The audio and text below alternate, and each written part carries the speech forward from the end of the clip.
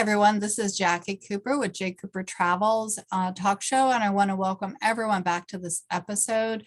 So today we're going to be talking about how we take a journey, internally, but also how that impacts us and helps us understand our personal external journey.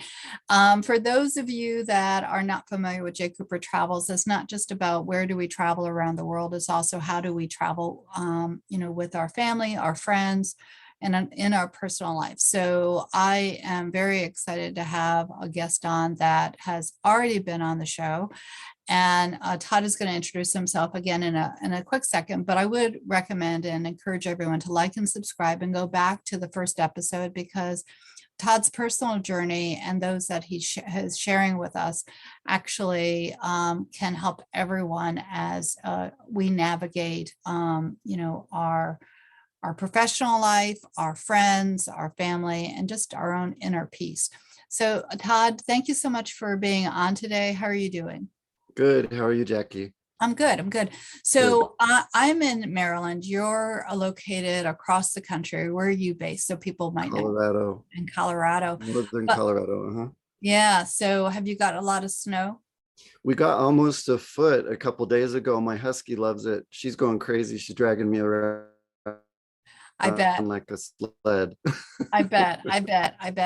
So for everyone that's listening, you might hop on now, but you also might be hopping on, down the road. And Todd's journey actually started here in the States, but he actually has gone overseas, and then he's come right back. So it's sort of like a boomerang. We kind of sometimes go full circle. Todd, do you want to give a little bit of history about your own personal journey? And then we're going to talk about a book that you just wrote. It's in the process of being released. And for those that listen after March, it will already be out. And for those that are listening, any website links that we mention, if you don't have paper and pen, don't worry, they'll be in the blog below. You could just come right back to this episode and be able to reach out to Todd and get his book and that type of thing. So Todd, why don't you go ahead and share a little bit? Great, thanks. My name's Todd Cornell, and the transition from going to the States, coming back, or going overseas, coming back wasn't as fast as it sounded. But I went from the States when I was in my mid-20s. I went to Asia. I lived in Taiwan for a few years, and then I moved to Hong Kong, and then I got work going into China, and that was back in the 1980s. So China was just opening up to the West. So it was an incredible experience. I learned a lot, and I always say I don't know who I would be today if I hadn't gone to China for 20 years, learned the Chinese language and adapted to the Chinese culture and way of seeing things, their worldview and stuff. So that's sort of what I'm all about. I assist US companies who deal with China in negotiations and communications, and I also teach Mandarin. But my book is the new thing that I've been putting a lot of effort into, because it does spawn from that experience. For sure. So why don't you go ahead and share your screen and show us the book. Okay. And then we're going to kind of dive into the content so everyone can enjoy it.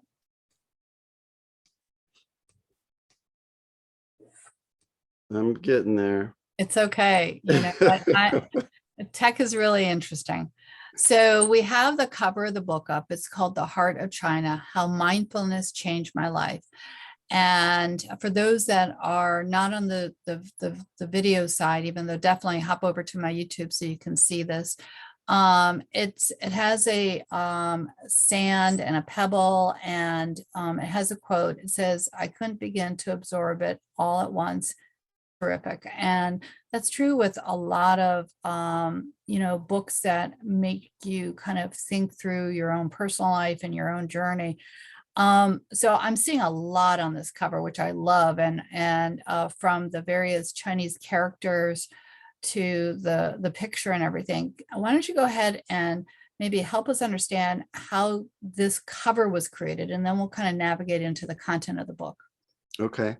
So one of the things that I asked of my the designer who helped me with the book is that there be a yin yang, or a the fish, the black and white fish symbol, which is in the sand, and then the two opposing colors that represent the idea of yin yang, or black and white, masculine, feminine, warm and cold sorts of energies.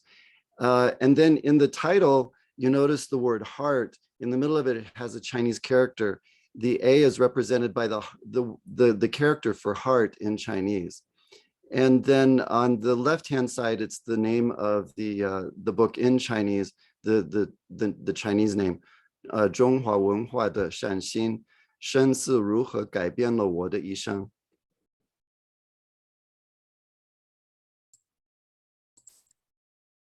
And so the colors, how did you decide on the colors?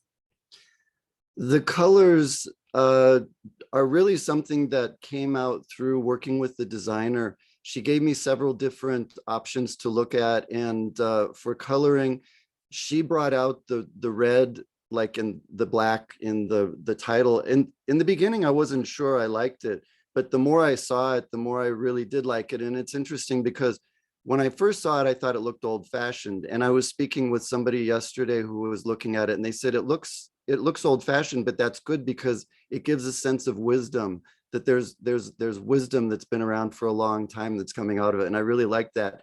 And the putting the heart character in the word heart was something that just happened because there wasn't a symbol of a heart in there that when she gave it to me. And so I thought using the character for heart in Chinese would give that heart visualization.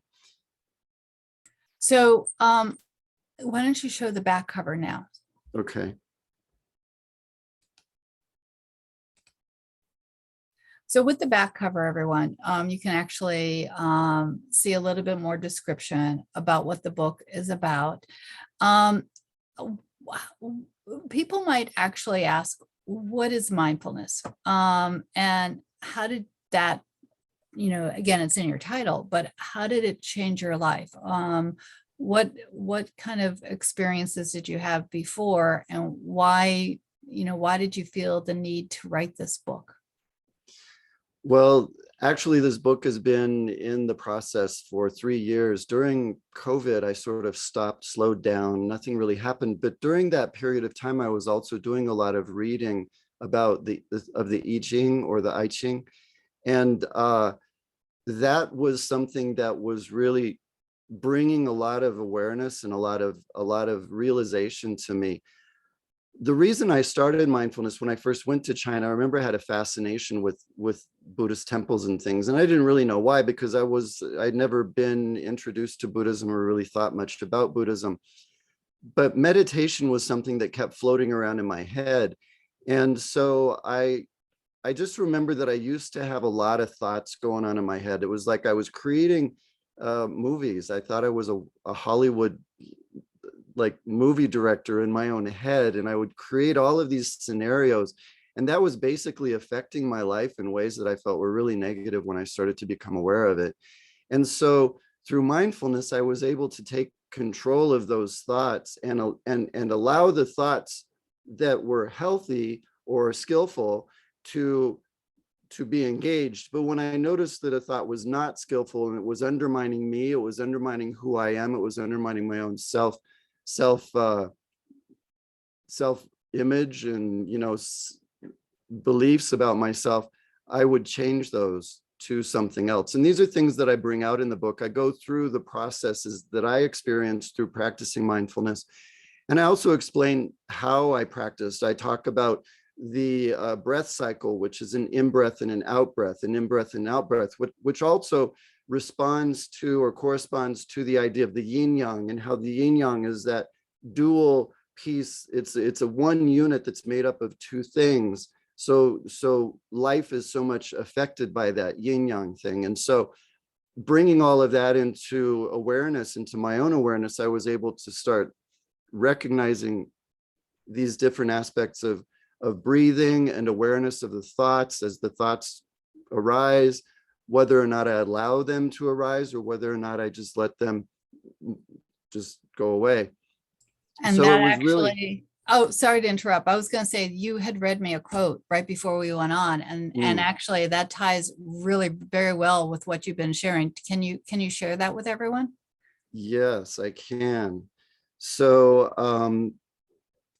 that quote is, I love the phrase, I am not my thoughts and my thoughts are not me. It's quite liberating to consider this novel idea.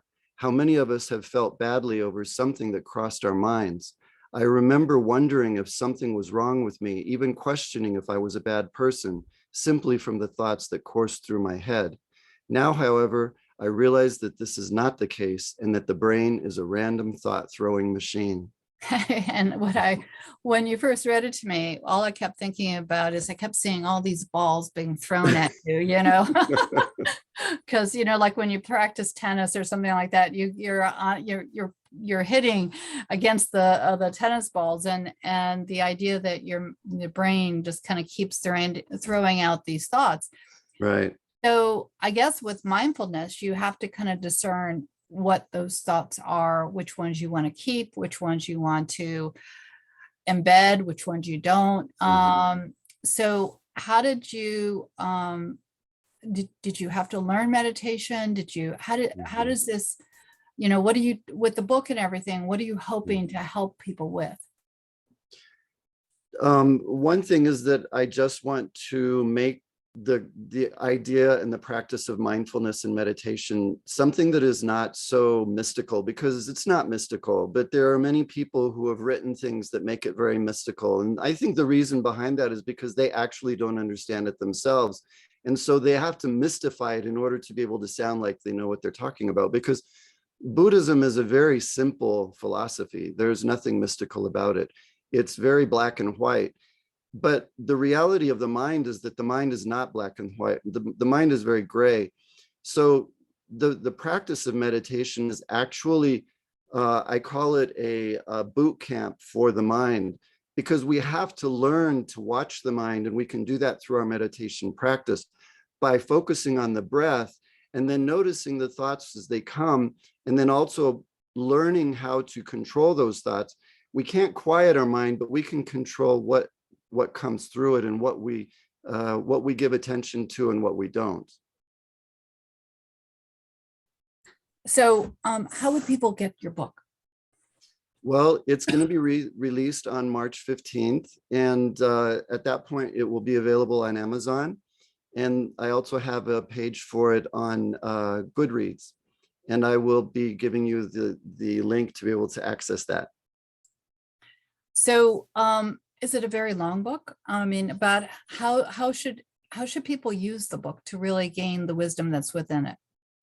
The book actually explains that. In the beginning, it's the best way to read the book, and that is to either read it straight through, go back and then do the practices, or else to take a week for each practice and then move through that, because the book is based on a type of meditation, which is awareness of breath, awareness of sensations, and that's called anapanasati.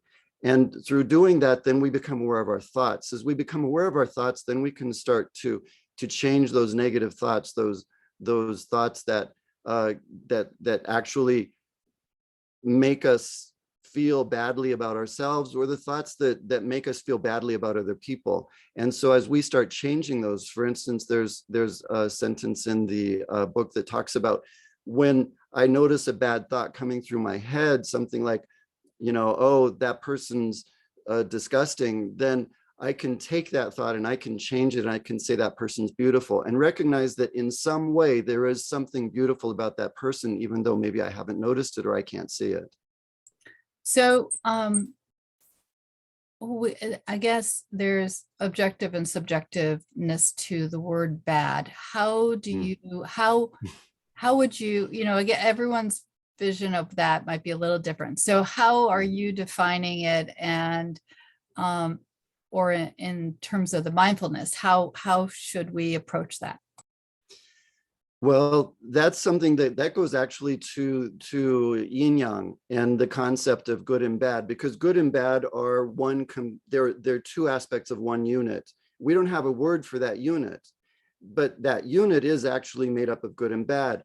you go to a different culture, you go to even a different neighborhood, and the variations between good and bad are going to fluctuate, and they're going to be different.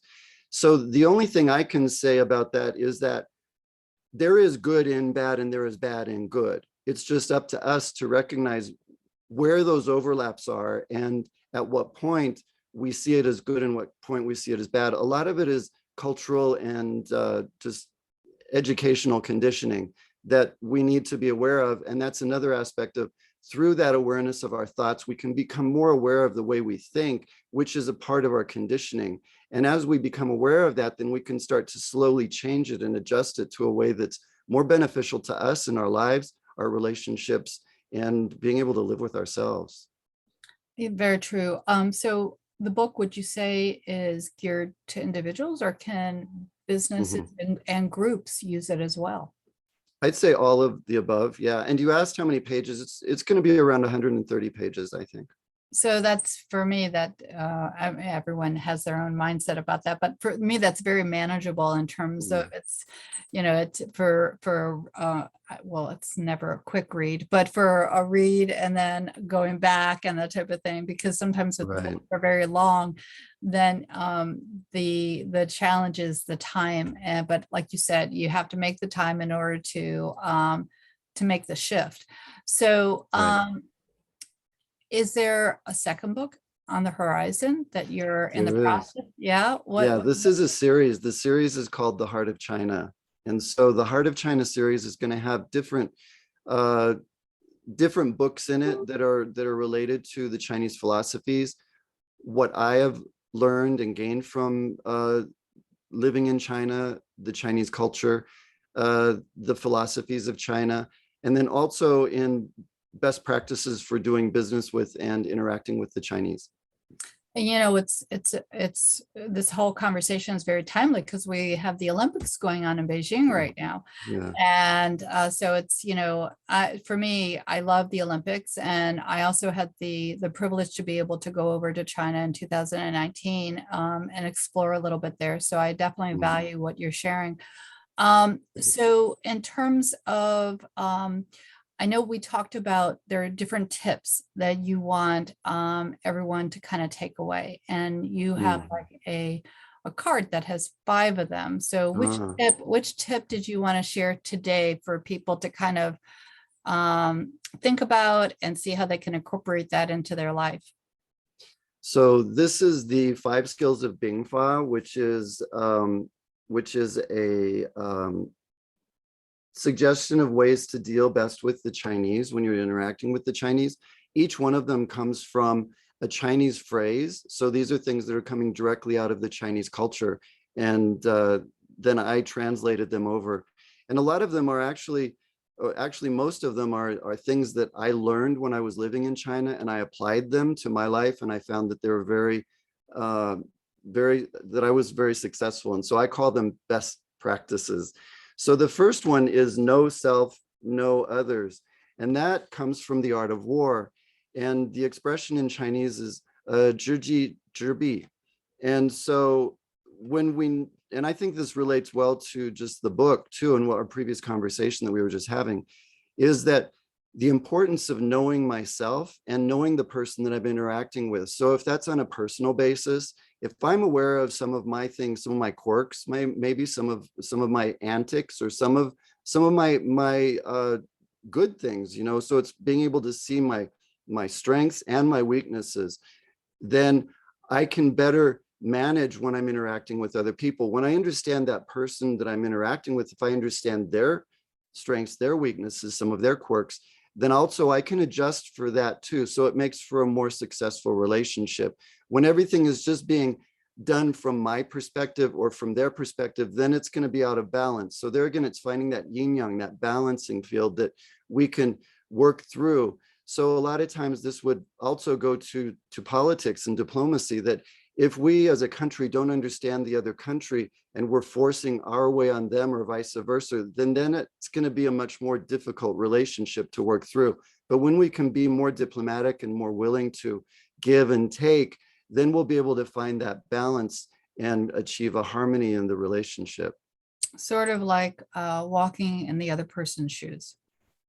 Right. Yeah. The Native American expression. Yeah. You know a man after you've walked 100 miles in his shoes or his moccasins, something Yeah, like that. Yeah. exactly. Yeah. Exactly.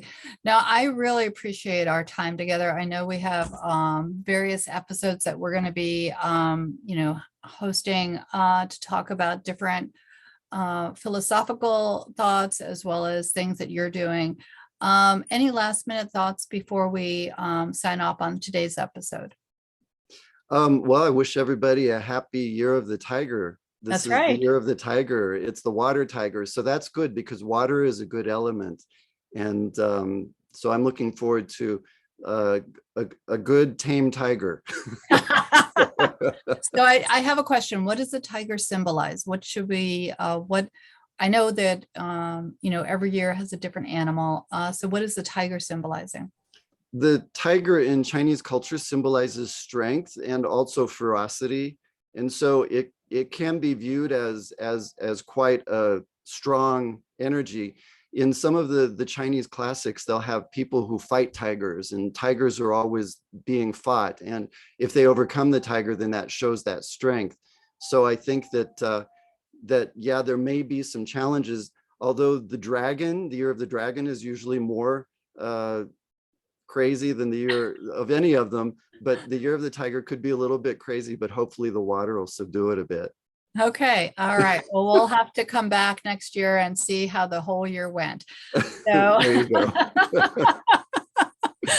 anyway, thank you so much for being on. Everyone, definitely Thanks, like, Jacqui. subscribe, go back to the first episode when I talked to Todd about his personal journey, and definitely, visit the link so that way you can get a copy of the book, and that way you can also share it with others, because all of us need to incorporate mindfulness into our well-being, our mental health, and our own personal journey.